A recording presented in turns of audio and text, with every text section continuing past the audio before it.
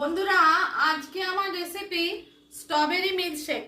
প্রথমে স্ট্রবেরিটাকে কেটে দুধ, চিনি, আইসক্রিম দিয়ে ভালো করে মিক্সিতে ব্লেন্ড করে তৈরি করলাম স্ট্রবেরি মিল্কশেক। ওপর থেকে আইসক্রিম ছড়িয়ে দিয়েছি আর একটু স্ট্রবেরির কুচি দিলাম। রেসিপিটা পছন্দ হলে লাইক করবেন, চ্যানেলটিকে সাবস্ক্রাইব করার অনুরোধ রইল। স্ট্রবেরি মিল্কশেক খুব ভালো লাগে খেতে। দুধ, চিনি, স্ট্রবেরি আর আইসক্রিম, আর ওপর থেকে একটু আইসক্রিমও ছড়িয়ে দিয়েছি আর স্ট্রবেরিও দিয়েছি। স্ট্রবেরি মিল্কশেক বাচ্চা বড় সকলের পছন্দ।